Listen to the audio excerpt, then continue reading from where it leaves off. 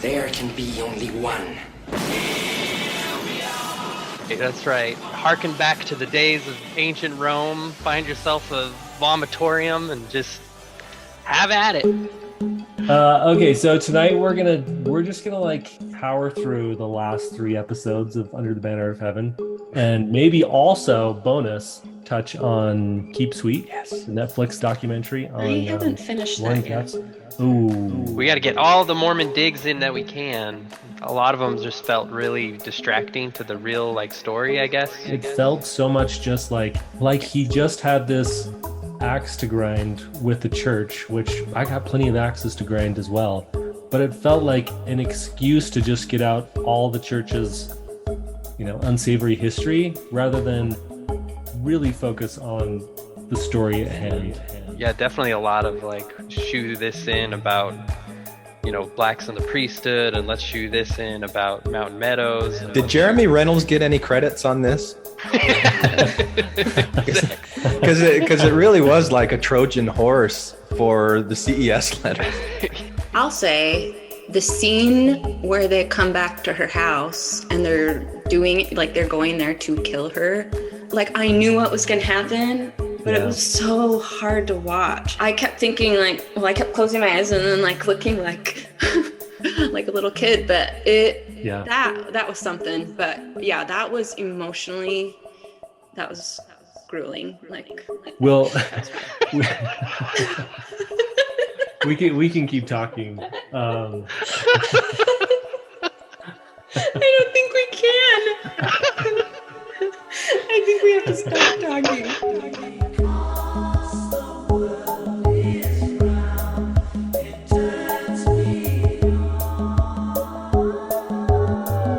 This is Infants on Thrones. Baby steps. You want someone to preach to you. The philosophies of men. I like magical You toys. want religion, do you? Mingled with humor. I don't believe in them. There will be many willing to preach to you the philosophies of men mingled with humor. We are evolving. Baby steps. You can buy anything in this world of money.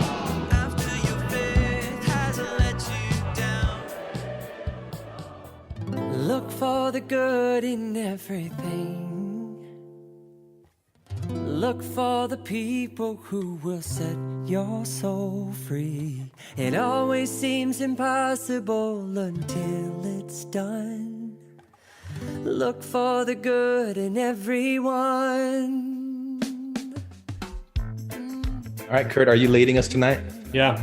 Let's. Are you going to lead us and guide us and walk beside us?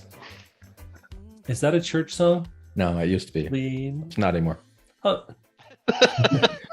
Out of the canon. Well, you were saying lead us, guide us, walk beside us. It's lead me, guide me, walk beside me. Yeah. Yeah, that's what correct. it is. You're right. Yeah. I know they're coming up with a new hymn book and children's hymn book here soon at some point, right? Yes. Getting rid of a lot of 19th century hymns, whatever. We have a lady in our ward that submitted like 10 songs and some of them were chosen, I think. Whoa! Have you heard them? After it. Yeah. She would post them, like progress, all of that. I heard them so many times. Wow. Many pretty are talented. sung. Okay, I was gonna do many are sung, but few are chosen. But I gotta get this stuff out. Are they like sick hip hop beats, Jess? Oh yeah. No, they're not. Kids hymns with a Z. Kids hymns. Kids with a Z and hymns with a Z. There we go. Double Z. Okay, so tonight we're just gonna like power through the last 3 episodes of Under the Banner of Heaven, and maybe also bonus touch on Keep Sweet. Yes, the Netflix documentary on. I haven't finished Warren that yet. Jeffs. Ooh, whose fault is that? I didn't know that was homework. Yeah, I didn't either. Yeah, whose fault have is you, that? Ren, have I you have watched some any of it? thoughts. Your kids? No, I haven't watched any of it, of the Keep Okay. Sweet. Well, I've got some thoughts, so Curt could just ask me about it. We can. I'm just touch exuberant. on it. We'll just do the oohs and ahs in the background. Yeah. Like, really? Yes. Wow. Oh. So let's as far like I just have loads of notes from the last 3 episodes, and I'm just gonna start off by saying, and I want your guys' take on this too. I did not like this show like I thought I was going to before watching it. Like I thought that I was going to be the perfect demographic for this series, right? Like I read the book, I grew up Mormon, I knew a lot about the story. I had high expectations, like my hopes were high for this series, and I just didn't love the execution of it, especially with such a huge focus paid to Detective Pyrie and his faith journey the whole time. Like it felt so much just like the director, Dustin Lance Black, that's his name, right? Like he just had this axe to grind with the church, which I got plenty of axes to grind as well. But it felt like an excuse to just get out all the church's, unsavory history rather than really focus on the story at hand. What were your guys' thoughts as you like finish this series up? Yeah, it wrapped up very. We got to get all the Mormon digs in that we can, and a lot of them just felt really distracting to the real like story, I guess. But yeah, definitely a lot of like shoe this in about blacks in the priesthood, and let's shoe this in about Mountain Meadows, and let's shoot and having Jeb as the center of attention for all of that. Did Jeremy Reynolds get any credits on this? Because it really was like a Trojan horse for the CES letter. Yeah. It totally was. Like the there's that scene with Pyrie when he was in his car and he had been given that book. With the red cover. Yeah. The book with the red cover that was from the Tanners. Like they had written that originally. I can't remember the name of it. I don't know if you know, Glenn, but it's just like all the unsavory history from Gerald and Sandra Tanner back in the day. Like I think it was published in the 70s or something like that. And he's like in there in his car reading it by himself, which actually like that scene was fairly impactful for me because I remember that feeling of, oh, like this is the history that I'm learning about right now, and not feeling like I could be open about wanting to learn all this, and like that shameful, I'm gonna go hide in my car and look on Reddit on my phone or whatever, or he's reading the actual book. But as much as go ahead, Jess. I was just gonna say, I think we've all on this side of things have had that moment or moments where we realize, because at least for me anyway, and I know a lot of my friends, we kind of slipped into an apologist mode at first, where we're like, oh, we can handle this, or oh, this is fine with the information that you're starting to learn. But you get to a point, or at least I got to a point, where it was just overwhelming.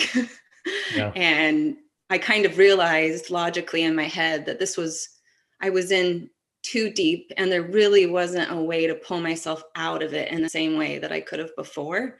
And it felt like that, watching him in that moment, just like diving in and feeling the depth of it.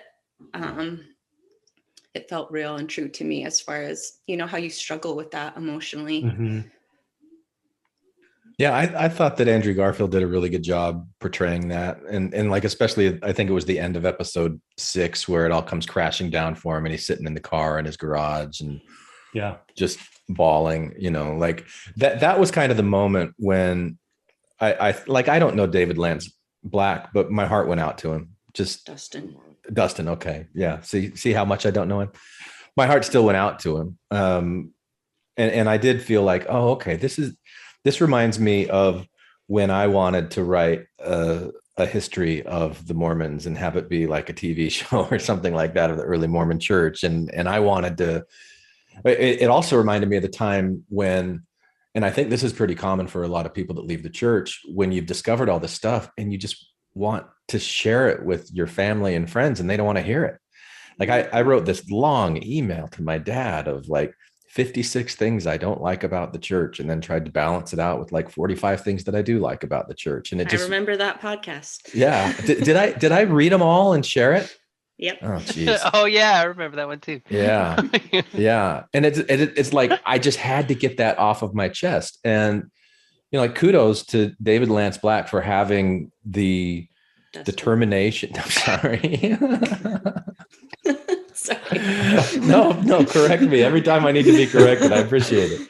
It's just But kudos to him, to Dustin, for having the ability, the determination, the creativity, the talent to take that desire that he had inside of himself, that need, and to really align with people that created. I mean, it was I agree with you, Curt.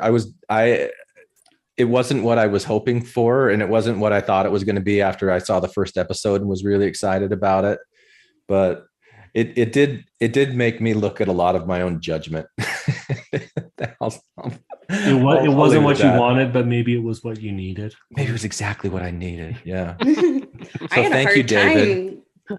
Oh, Dustin. I can just call him Dustin. Yeah. I had a hard time getting excited about the next episodes coming out. Like, it was hard to get through. And I thought, if not for anything else, I don't know if I was excited about the series because I knew the nature of it, and which is weird because I like true crime stuff. But I guess I was a little, not disappointed, but just surprised a little bit that I wasn't more engaged in it.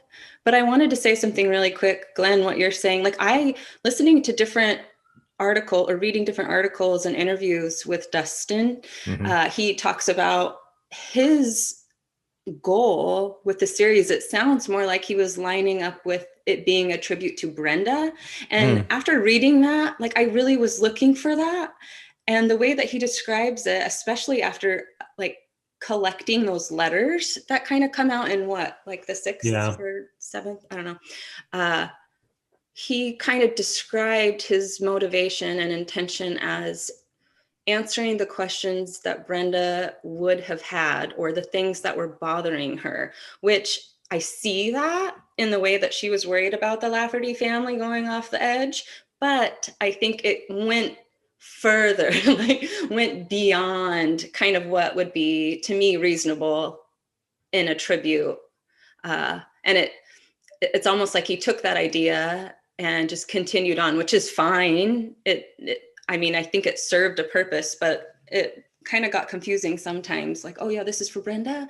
Oh, I don't know. I mean, I think just along those lines, like, I think there were several times, like, especially in the last few episodes, where like women's plight within current Mormonism and early Mormonism became like was portrayed, I thought, pretty well, especially when like the early scenes with Emma and Joseph, where they were like, you know, fighting over polygamy essentially. And then there was a scene in I think it was episode 5 where Emma was talking to one of the other John Taylor. Thank you, Ren. Talking to John Taylor, and she's like looking for Joseph, and John Taylor's like, he's gone, he's the wind running like a dog or something like that. And he had gone, you know, before he was taken captive to go back to Carthage. So like that's that type of thing. And then also like the depiction of polygamy was, I thought, like as atrocious as it should be or needed to be, especially with Dan when he was taking his stepdaughter. And like those scenes were really awful and hard to watch, honestly, where he was introducing polygamy essentially to like his wife's daughter, not blood related, but his stepdaughter. His stepdaughter, and then saying to her, like, and then having her, after she questions him, like her repeat back to him all the things that she knows to be true.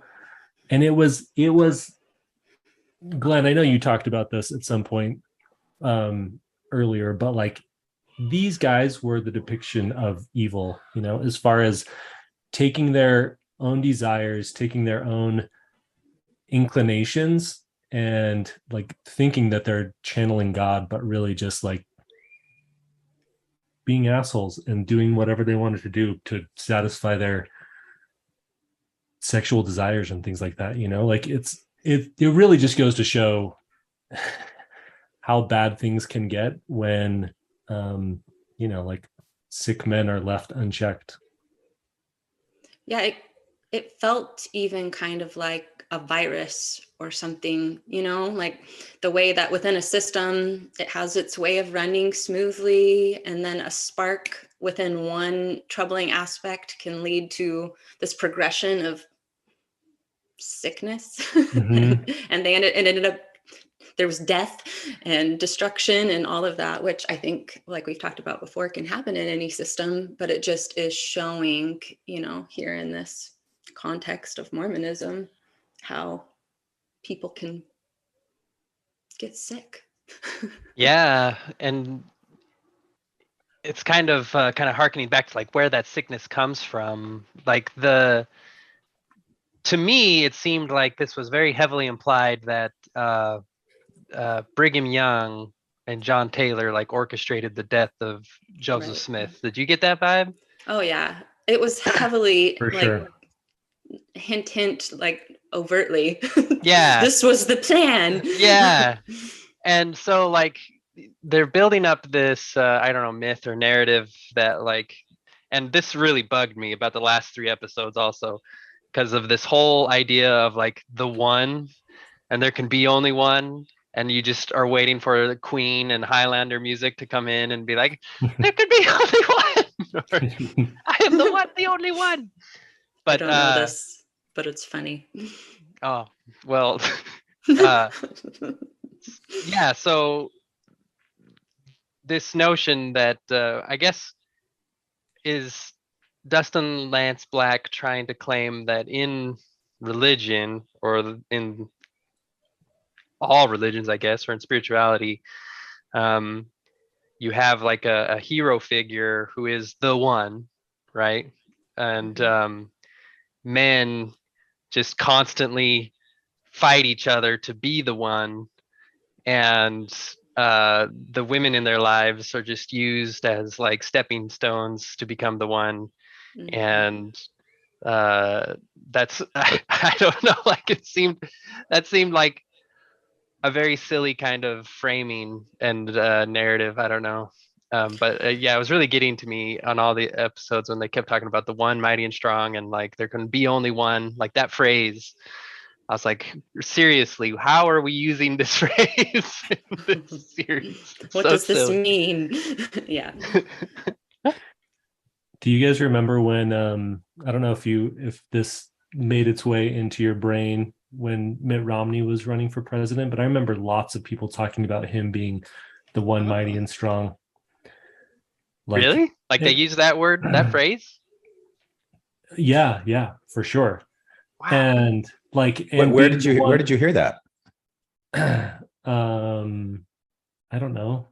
People was it like you were hearing it when you were at church, like, or you were reading it online, or no, probably like online more. Yeah, online for sure, more like social media stuff. But like It's like the buzz. Yeah, that was what, 2012. That was a while ago. well, there's that whole story that in the latter days the Constitution is going to be hanging by the thread, and it'll be the church that saves the country, kind of thing. I heard that, or people talking about that, but I didn't hear it as the one mighty and strong. I don't remember it, at least. I mean, both of those things, yeah, like the Constitution hanging by a thread, and then the church or someone within the church will hold up. Yeah. Yeah, which didn't happen, obviously. There was a point in episode 5 where, when we're talking about the one, I thought it was interesting, like how they were depicting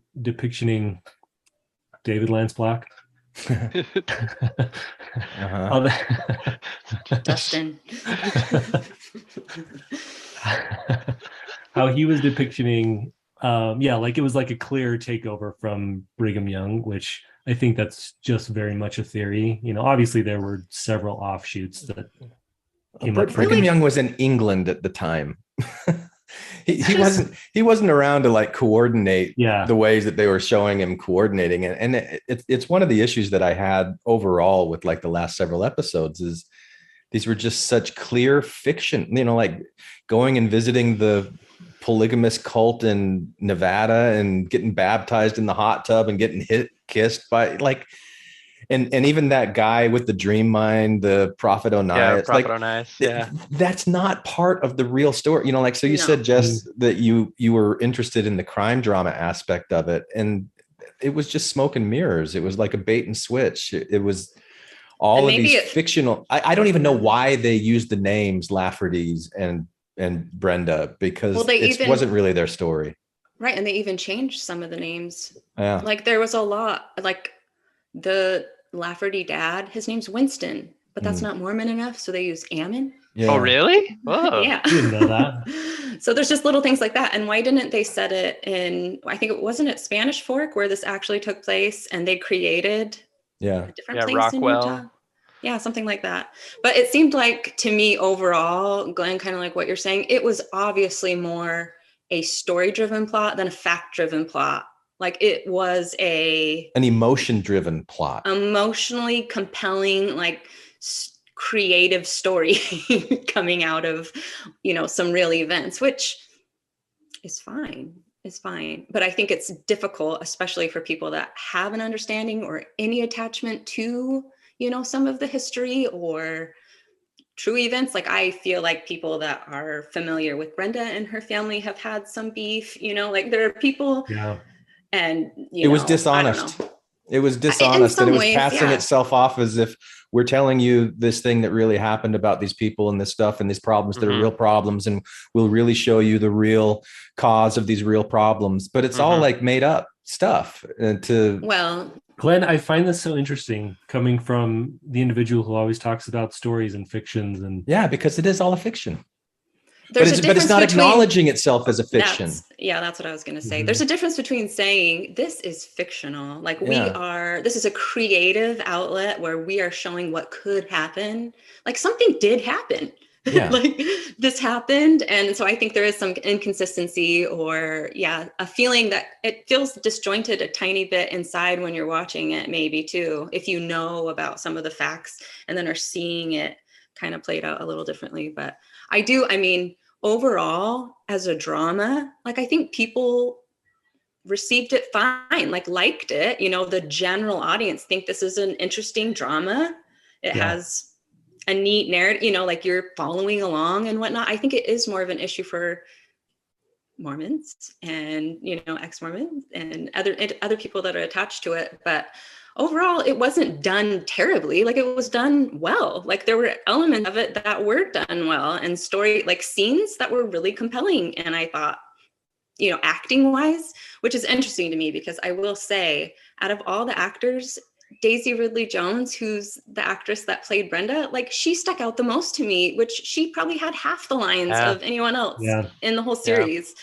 So if not for anything else, if it was a tribute to Brenda, there was an impact made by the character that she played, whether it was fully, accurate or not, I don't know. But the sense of her strength and, the way that she was advocating for the other women in the group, like that definitely came across. I thought that was neat. But there were also a lot of like kind of clunker scenes too, like that scene with the general authority when he comes in. Oh, that was so bonkers. Did he wipe his feet? Yeah, he wiped his feet, dusted his feet. Gosh. But he talks to like Taba and is like, "Are you from the Paiute?" He's like, "Oh, well, I have to thank you from the time that we did the Mountain Meadows massacre together." Way back so then. Forced. We go way back. Yeah, that was silly. Did anyone ever dust their feet on a house or an area on your mission? Not on purpose, but I accidentally did once, and I was terrified that it was going to take. No, Glenn, no. Oh, you didn't hear me? It froze on you? Froze.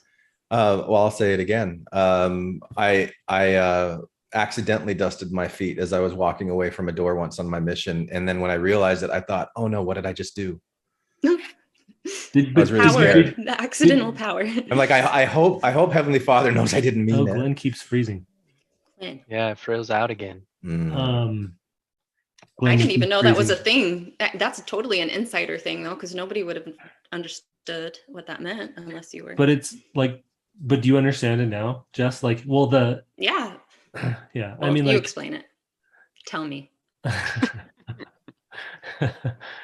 I mean, like, I remember on my mission, like, well, anyone correct me if I'm wrong. Like, the way I understood it on my mission was like, if you give a house or a group of people or a city like a wonderful, perfect chance to accept the church, and they don't accept it, like, you leave and dust your feet, which essentially like condemns them to not hell, but like, it's like Pontius Pilate washing his hands and saying, like, I have no responsibility for you anymore. Whatever happens with you, and it's kind of a cursing. Like, it's in the Doctrine and Covenants, right? Mm-hmm. I think so. Yeah. The good stories have, like, the next day the missionaries went by and the house had burnt down. Yeah.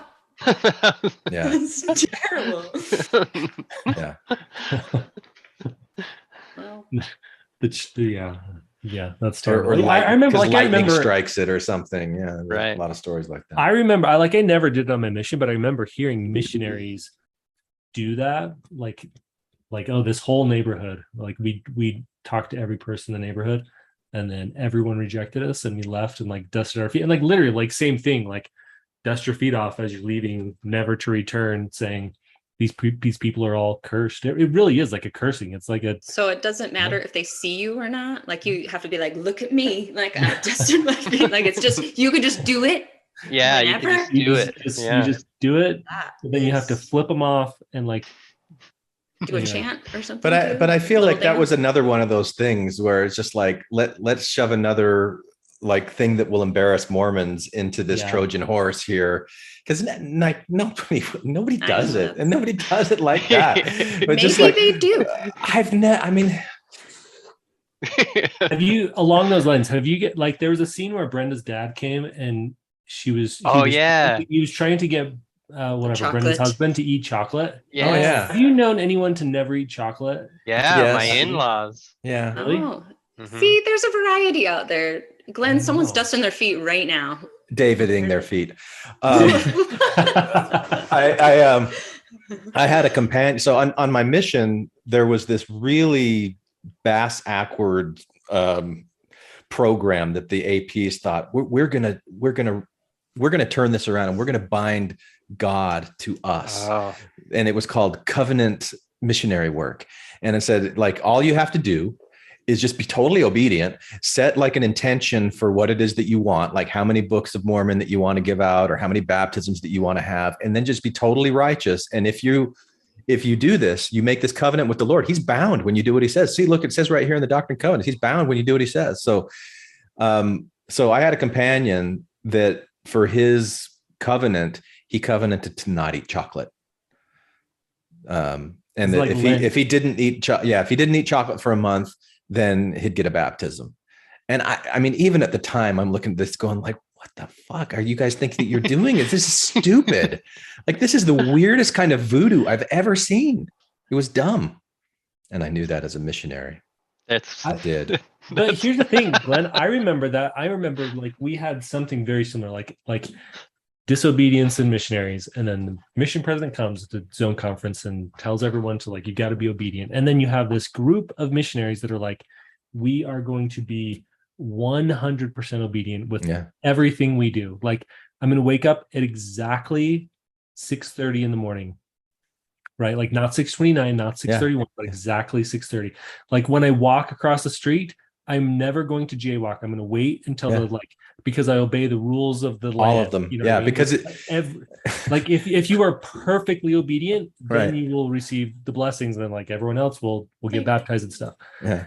And it's like scrupulosity breeding to grounds. like well, like to the nth degree, right? Like to such an unhealthy degree where it's just like every piece of your mind is focusing on being obedient rather than, Did you ever make a chart to like track your 100%ness? I did that probably like 5 times on my mission. Really? Yeah. And each time I would get like 3 or 4 days into it where I like checked off all the boxes, and then it was kind of like 80%, and then it was kind of like 50%, and then I just blew it. Yeah. Like New Year's resolutions. We had we had this thing on our mission where we were supposed to set goals, really big about setting goals, and you had to like pray and really get an inspiration from God on how many people you were going to baptize that month, right? And so, but the APs were like, listen, we're supposed to be baptizing families. So when you pray, think about how many people. A family is at least 3 people, you guys. So when you pray, really think about this goal. Yeah. And so, because otherwise God's not going to bless you. Like if you're not precise in the way that you're approaching this, you're going to ruin it for everybody. Everybody had a goal of 3, right? They all were inspired to have 3 baptisms, but not me. I was the senior companion. I was like, we're not setting a goal for 3. No way. 1. We're going to have 1 person. We're going to baptize 1 person. It's going to happen. That's it. So we did baptize somebody, and we were the only missionaries to get 100% of our goal. Wren, where did you serve your mission, Wren? Indiana. Oh yeah, that's right. I knew that. I have a question for you all. Would you join a commune? That's it. That's the question. Yeah. Do we get to eat chocolate? Yeah. It depends which commune you join. Well, it depends on the commune. Yeah, it's whether I join it or not. No, just chocolate. That's it. This commune is chocolate. It's based in Mexico. Actually, it's the best chocolate though. No, like watching the scenes where Ron goes to like the commune in Oregon, where it's all free love, and he's like, and the prophet there, like the one mighty and strong, I don't remember his name, is like getting Ron or trying to get him to drink wine. Yeah. Being like, it's good for you. It's, brother Joseph was drinking wine, and then they're Naked. obviously in the hot tub together, and like he's getting baptized with like dudes and girls around him hanging out there. I would not join a commune like that, but like a lot of the commune life appeals to me, to be honest with you. Like hanging out with lots of like people. Yeah.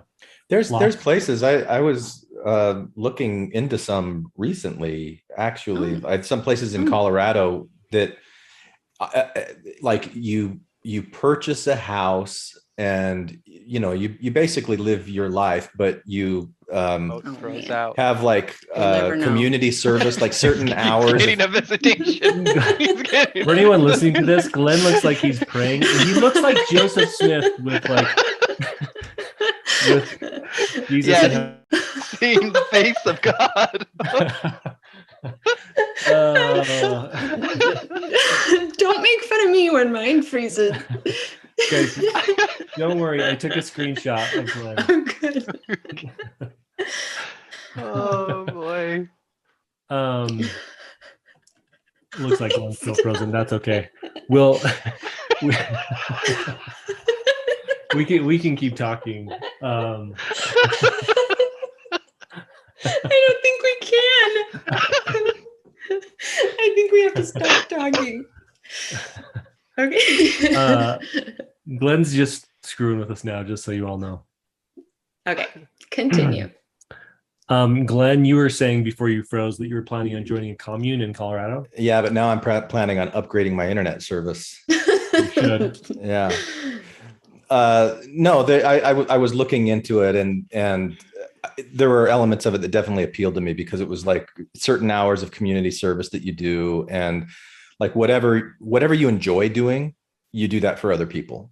And everyone's encouraged to kind of do what they like, and I think you pay like a certain amount each month, and they take care of all of the meals and food and things like that. There's a certain dinners and things that you go to, but then you're kind of like living your own life. So you don't have to be around everybody on the cruise. You can go back to your own house.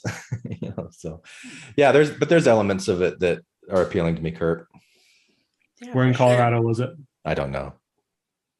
You lived in Colorado, didn't you? Yeah, I want to go live in a commune in Colorado. Kidding me? Well, go research it. I'm going to. Next podcast is commune life. That's what we're going to talk about. Recruitment. Okay. To join, you have to get into a hot tub. Get baptized, though. That's the. Yeah, I don't think so. No. No, you can wear a swimming suit. Fully clothed. Okay. back to it. Is there? Listen, I have like a million notes, but honestly, like the rest of the series did not interest me a ton to just like keep hashing into all the nitty-gritty details of the actual murders and then like catching Ron and Dan Lafferty. And I know, like, I mean, one of them is dead, one of them is still alive here. You know, he's like now 3 miles away from me in Point of the Mountain, Utah here. Oh. One of them died of natural causes, I think. I can't remember which one. 2019. I remember that. Is there anything anyone else had that they wanted to talk about before we get into Keep Sweet? I'll say the scene where they come back to her house and they're doing like they're going there to kill her. That, like, I knew what was going to happen, but it was so hard to watch. And the way that it was filmed, like, I kept thinking, like, well, I kept closing my eyes and then, like, looking like, like a little kid. But as far as, like, how tasteful can you be when you're filming a murder, especially one that gruesome? I thought they did it tastefully enough as you could. Like, you didn't see the murder, but you got all the feeling of, oh gosh, okay, this is happening. I thought that was kind of a little bit strange when she was reciting to them. What was it that she was reciting? Was it like I don't remember. I don't know either. But that part was a little strange, but it did really put a lot of personality behind her as a character and a person, probably with the strength that she had to confront these guys. Yeah. That was something. But yeah, that was grueling. Like, that was hard. It really, especially like the whole, which like did happen, the whole experience of them like going to her house, knocking on her door, no answer, them leaving, and then coming back. Yeah. And then she was there, which is just like heartbreaking in all the ways, you know. Well, and the neighbor too, like all those little elements where you already know what's going to happen, but every step you're like, like, don't do that. Like, stop them. But yeah, it was sad. Should we talk about Keep Sweet? I want to a little bit, especially in comparing and contrasting to Under the Banner of Heaven, because Keep Sweet is a documentary, whereas Under the Banner of Heaven is this dramatization. And I thought that Keep Sweet told a much more powerful story. And I was actually encouraged by it. Like, I loved the women in it. They make a point. I know you haven't watched the 4th episode yet, Jessica, but they make this point that in that culture, the women are, second-class citizens. They're used as, chattel commodities to like buy and sell and gain status and things like that. And how deliciously ironic it is that it was the women that brought it all down with Warren Jeffs. Like, I didn't know how evil Warren Jeffs was.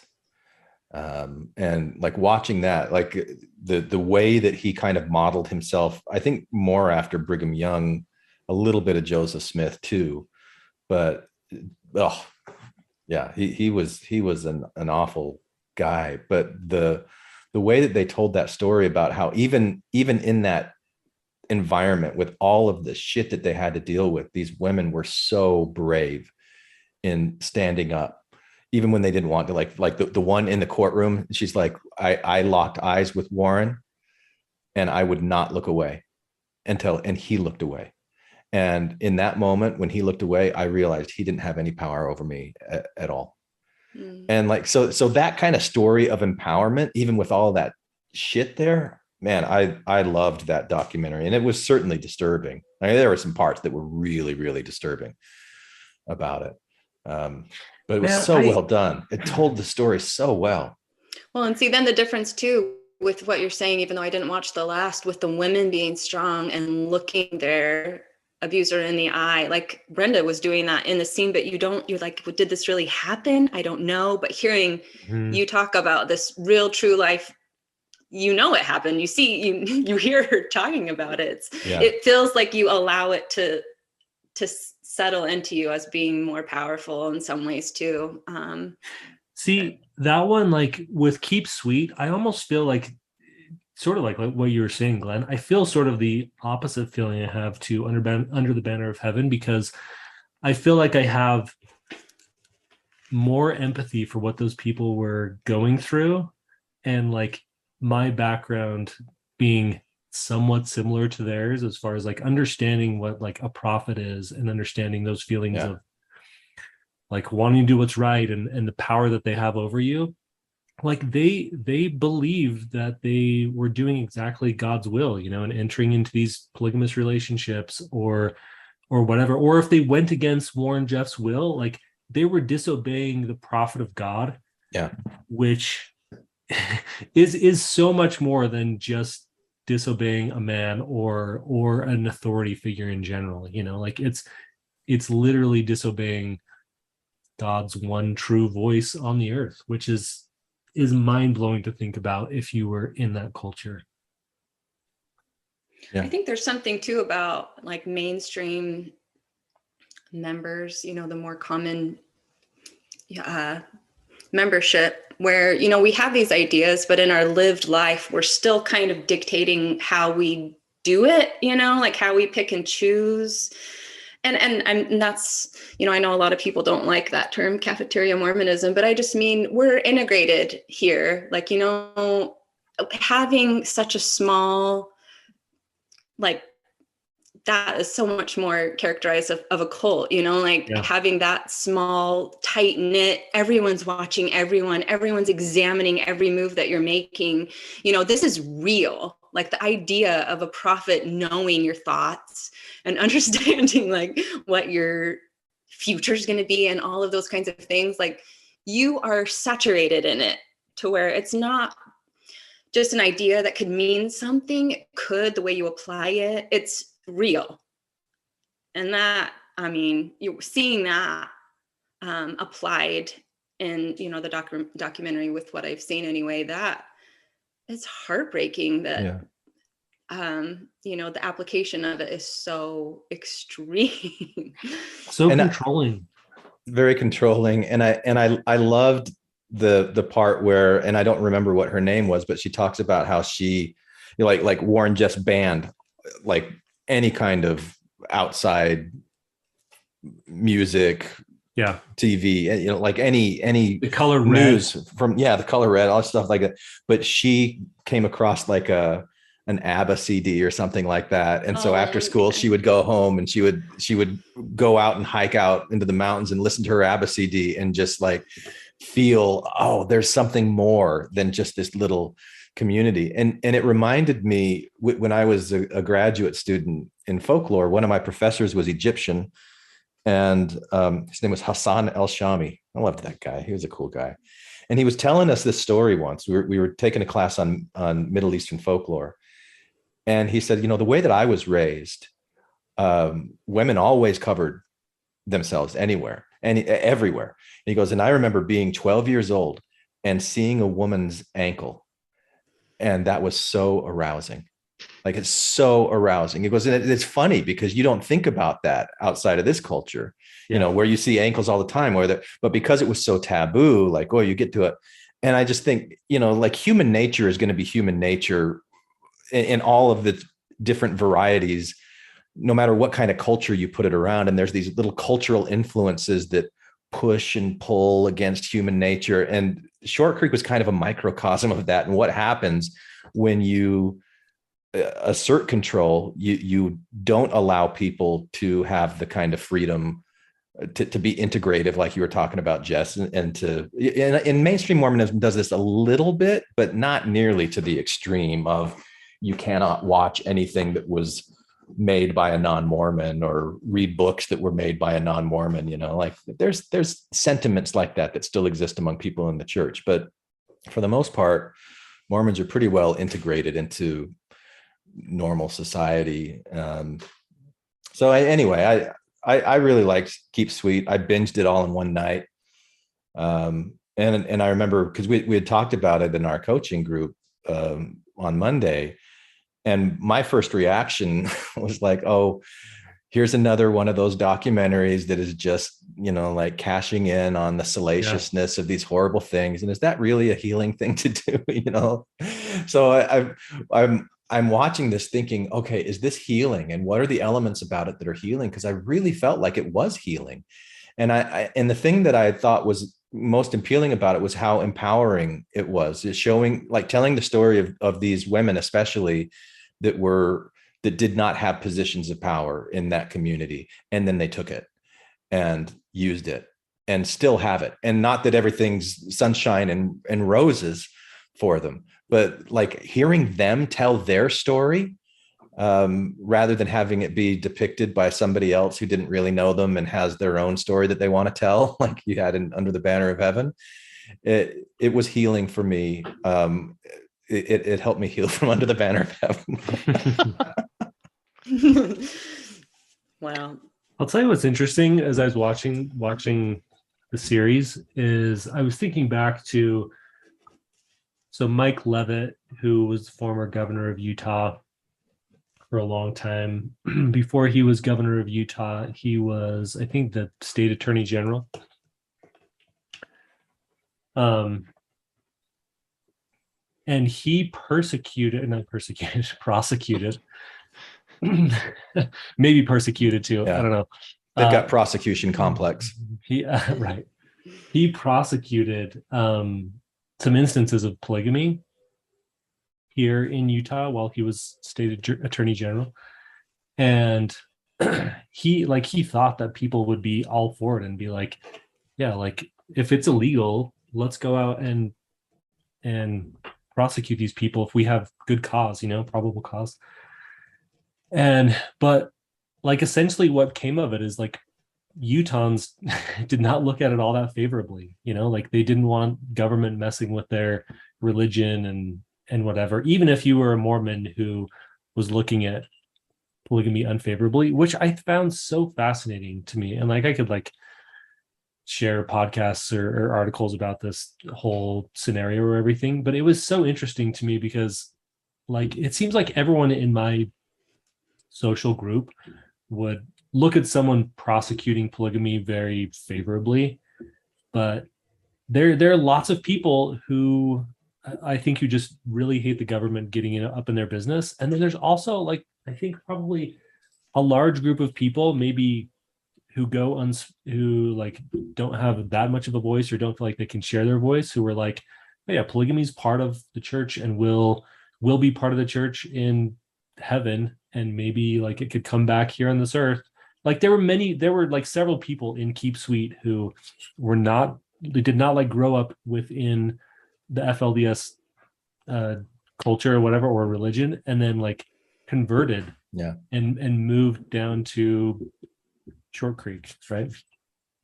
Yeah, so I guess Curt seems like there's a question bubbling on everything you just said about, and the question is, how much of a secret desire is there in the general population of Mormons in Utah, or maybe just Mormons in general, to return to polygamy? Like, from what you're saying, when the law actually tried to prosecute it, so people are like, maybe we don't want to prosecute it. And that's the thing, right? Like, I don't know how much of that is just like people not wanting the government up in marriage's business or whatever, or how much of it is like people wanting to return to polygamy or not. I hope it's the former. I don't know. I'm disappointed either way, regardless. I had a somebody in the MTC who reminded me a lot of the prophet Onias from Banner of Heaven, and he was going to start his own polygamy group. Did he have a braided beard? No, well, it was the MTC, so Oh. couldn't get a braided beard, but Never been. he did have the frame of the prophet Onias. Did anything come of it, Ren? He got sent home For from polygamy? yeah, he tried to start it in the mission field. I don't know what happened to him after that. That happened in France, by the way. I heard you know about that? that. Yeah, Yes. the Great French Mission Apostasy.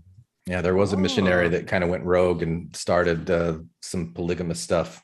With Ooh la la. sister missionaries, right? Yep, Too? sister Yeah. missionaries and some of the local Uh-huh. ward people. And Oh, yeah, then he ended up going to Mexico afterwards. Okay. That's where you go, I guess. Yeah, great chocolate down there, apparently. we'll keep it anonymous. Call him Mitt R. Maybe that's too obvious. We'll call him M. Romney. Guys, my aunt, she grew up in the Mexican colonies, which were originally polygamous colonies and stuff, and they're like, I don't know how, are they still polygamous colonies? Or they're people who still live there, like Mormons who still live there. Yeah, one of my cousins lived there for the longest time. She's a Romney, and they moved several years ago when they were starting to it was getting dangerous down there. Yeah. Mhm. People getting kidnapped and I have this book of Dimitri Martin drawings, funny drawings. I don't know if you know Dimitri Martin, comedian. Yes. One of them is, it's a guy standing there and he has 3 balls and chains around his foot, and it says polygamist. Did you guys watch Big Love? No. You didn't? I watched it So a long good. time Did you ago. like it, Jeff? It was good, yeah. Yeah, I loved But it. did you like it? You Why did loved you it. like it? I loved it. What's For that? the church stuff? Did you like it for the church stuff, for the story, both? What was good about it? All of it. All of it. Well, you I mean, probably liked it more too because it wasn't trying to be a true life. It was a very fictional story, right? it was a very fictional story, but it was also, I thought, sympathetic in some ways. It humanized polygamy for me in ways that I'd never seen it depicted, especially kind of like contemporary polygamy. But there was an episode, I think it was season 3, they go back to Palmyra to go to the Hilcamora pageant, and that episode was amazing. Because Bill's going through some kind of faith crisis stuff, and he's getting down on his knees and he's praying to Heavenly Father, and he's so confused because he feels like he's doing what he's supposed to be doing, but things aren't happening the right way. His covenant missionary work isn't working out the way that he hasn't bound God the way that he thought he was supposed to bound God through his obedience. And they do a baptism in that episode. I don't know. There were just, I loved seeing the Mormon cultural elements being treated with more nuance than just kind of bad, horrible. It was much more. There was some good in it too. I feel like Under the Banner, they had moments where you're okay, there are normal families in Mormonism. Not as many, but there were some. And Under the Banner of Heaven? Touching moments. Yeah. Yeah. Nobody else thought that? No, Yeah, not like so Brenda's much for family. me. Yeah, I thought family was that a big one. pretty much every depiction, I mean, Andrew Garfield's daughters in the first episode, and that was nice and sweet, but pretty much every other Mormon that they showed felt to me like a caricature. The bus driver was taking care of the mom. Even the little looking out for each other. Scared policeman. Yeah. I don't know. Yeah. I thought Jeb's family was pretty normal. They felt pretty very similar to families that I would think of. They prioritized family. They struggled through things, but they came together. They centered around their faith, but it wasn't, I don't know. It seemed like it was fine. ish. I was going to say that for me, the first time that I ever stopped and really looked at what modern polygamy was with the Sister Wives show on TLC. Oh, Yeah, really? like I got sucked into that for a while, and I was just like, you know what? If you want to be a polygamist, go ahead, be a polygamist. And I had never considered that before.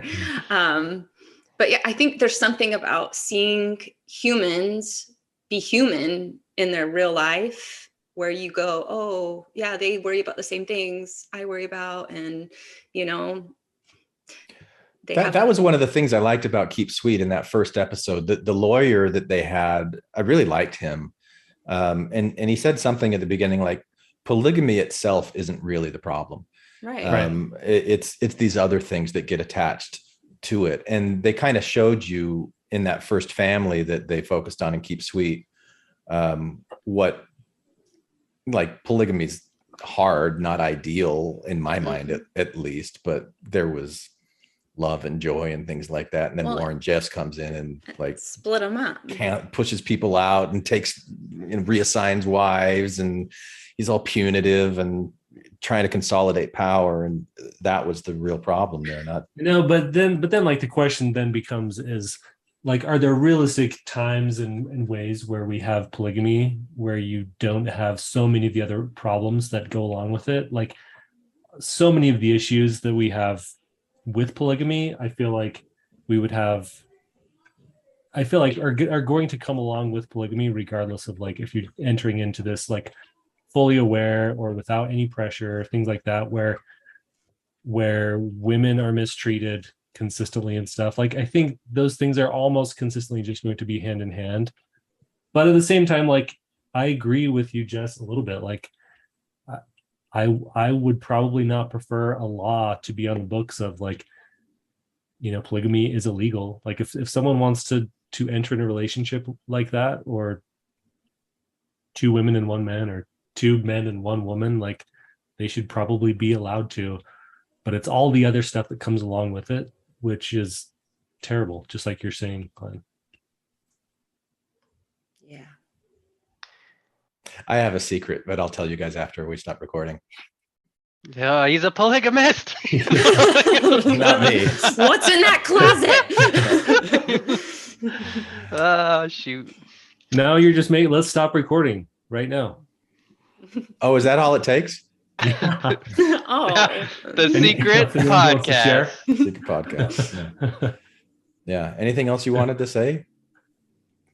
For this So one? I can't believe, am I seriously the only one who was bothered by the Highlander references over and over? The Highlander references. see, I know nothing. My What is goodness Highlander? gracious. Okay, What? tell us. The One Mighty and Strong you're The talking One about? Mighty and Strong. And the band, What? yeah. To me, it was just another one of the like over the top. I just got so desensitized to the over the top stuff. Like every time Alan Lafferty comes in to be Mr. Exposition, well, let me tell you about this horrible thing that the Mormon Church did. Yeah, that's really good dialogue there. I didn't care about natural. them. I just didn't really care about them. Ren, Every time sorry. Is the One Mighty and Strong, so that's like a church reference as well, but is that also from Highlander? Well, no, just the phrase, there can Just be the only phrase. one. There can be only one. Like that is the Highlander. There can be It's only the one. tagline. Like, I was like, yeah. Yeah, they Do you went think off they the knew rails. what they were doing? I don't, Probably not. they had to have. I mean, I don't know how they could not have chosen the Highlander theme song to start every episode after episode 5. Yeah. Glenn, tell us about your secret. Put down the weapons that you use against yourself. You don't need them anymore. Lay down the weapons that you use against the world. We don't need another war. Put down the weapons that you use against yourself. Hi, this is Hillary. Matthew, Ryan, Carol, Keith, Ashley, and I like to play bingo online while listening to Infants on Thrones. You can comment on this episode on the website, infantsonthrones.com. And if you really like what you hear, give the Quorum a 5-star rating and write a short review on iTunes. I did. Anyone for the closing prayer? My worst crime is an inside job. Dark thoughts taking over like an inside mob. I tune into the scene between the eyes and take take a breath. Thank you for listening to Infants on Throne. I sit still and watch the thoughts float past me. Never mind the future, never mind what the past be. I like to jump and let the universe catch me. Free fall, watch the beauty blow past me. I keep my pockets light, destination in sight. Wren, tell us about the cruise. Oh my goodness, the cruise, it was vulgar. Obscene decadence. That's a compliment, or that's a good thing. That's right. Harken back to the days of ancient Rome, find yourself a vomitorium and just have at it. So cruise life is for you then? No, I don't think so. I had a good time, but I don't know. Have you been on a cruise before? No, I had never been on a cruise. So I know we talked about a long time ago in Slack. We talked about David Foster Wallace and like his graduation speech that he gave. Mm-hmm. Wow. He also wrote a really long essay called, or actually I think this might have been like a collection of essays or something, but it was like something. What was it? It was like something supposedly fun that I will never do again or something like that, all about his cruise ship experience. And he so perfectly encapsulates the cruise experience for me. Like, I have zero desire to ever go do a cruise again. I'll have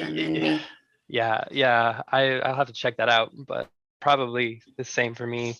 Like, it was super fun. Like, I had a lot of really fun moments, but just the excess and the constant pressure to are you enjoying yourself? You need to be enjoying yourself right now. If you're not enjoying yourself, then there's something wrong with you. Whoa, the pressure. Okay. Yeah. I feel like I would not like crowds. If there was a lot of people, I wouldn't like that. You can't get away from people. Yeah, except into your. You can't get away from room. people. No, you cannot. They follow you in there.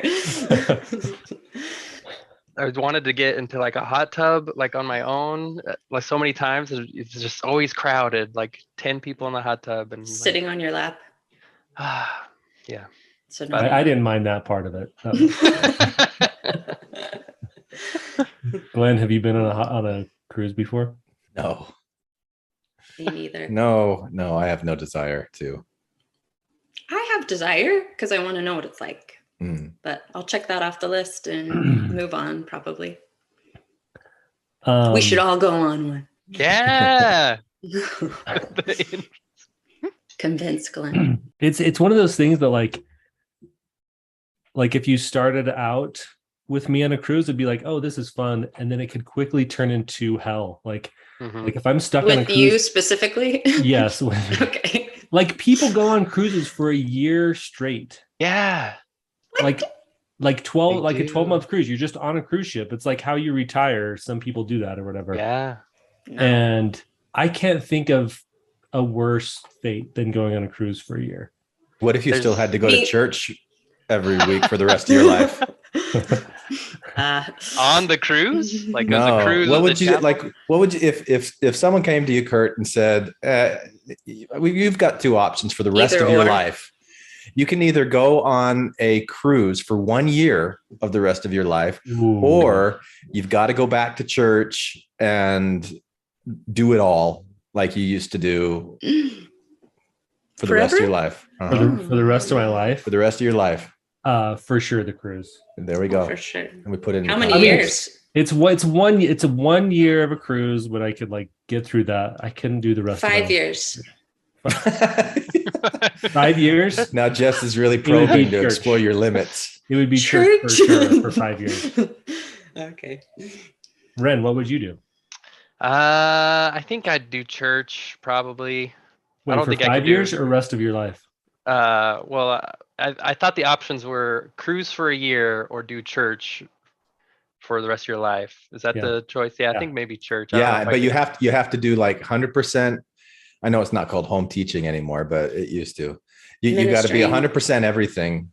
Full tithe payer, temple recommend, doing the whole thing. You're a fully active Is it possible though? Because I'd go as back as a woman. No, you're Relief Society president. Yeah, relief.